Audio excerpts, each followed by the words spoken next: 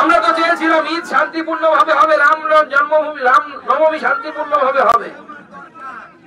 তবে আমরা বিজেপি সরকার গঠন হতে দিন, এখন মুসলিমরা শান্তিপূর্ণ ভাবে রামনবমী পালন করতে দিচ্ছে না। যান গুজরাটে, উত্তরপ্রদেশে যোগী বাবা আছে, গুজরাটে আমাদের নরেন্দ্র মোদীর সরকার আছে, উত্তরপ্রদেশে যোগী বাবার সরকার আছে।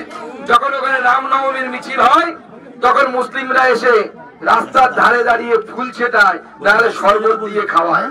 অপেক্ষা করুন 26 অব্দি, 26এও আপনারা সেই রাম দৃশ্য দেখতে পাবেন।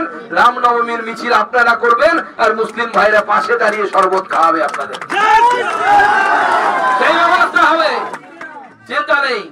আর এইরকম দাঙ্গাকারী যারা আছে তাদের বাড়িতে সেই সময় বুলডোজার চলবে। একটা দাঙ্গা করলে, একটা হিন্দুর বাড়িতে যদি আঘাত পড়ে 5টা বাড়িতে বুলডোজার চলবে। সেই দায়িত্ব, সেই গ্যারান্টি বিজেপির তরফ থেকে। তাই আমাদেরকে লড়াই জারি রাখতে হবে। আজকে আমাদেরকে এখানে আটকে দিয়েছে, এই আটকে দিয়েছে বলে ভাবতেন না আমরা লড়াই শেষ করে দেবো। আজকে সাময়িক ভাবে হয়তো এখানে লড়াই শেষ হতে পারে। 11 তারিখ আমরা তো 2 মিনিট এটাকে ভাঙতে পারতাম। ব্যারাকপুরে আমরা ভেঙে দিয়েছিলাম, আধা ঘন্টাও টাইম লাগেনি, পুলিশ লাঠি চার্জ করেছিল। আজকে এই মুহূর্তে তোমরা শান্ত থাকো, যখন সময় আসবে, আরো সময় আসবে, চিন্তা নেই। সবে তো ওয়ার্ম আপ হচ্ছে, ম্যাচের আগে প্র্যাকটিস ম্যাচ হয় কিনা, প্র্যাকটিস ম্যাচ হচ্ছে। যদি ভাঙতে হয় কলকাতার নবান্নতে গিয়ে নবান্নের সামনের ব্যারিকেডটা ভাঙবো, ওদের মজা আলাদা, অনেক ওই ব্যারিকেড ভাঙার মজা আলাদা। তাই পুলিশ প্রশাসনকে পরিষ্কার বলে দিতে চাই, আপনারা হিন্দুদের সুরক্ষিত করুন।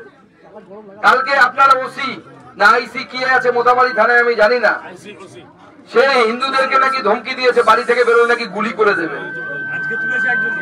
আজকে একজনকে অ্যারেস্ট করেছে, আজকে একজন সাটিয়ার, কি সাটিয়ার তাকে অ্যারেস্ট করেছে, মিঠুন সাটিয়ারকে অ্যারেস্ট করেছে।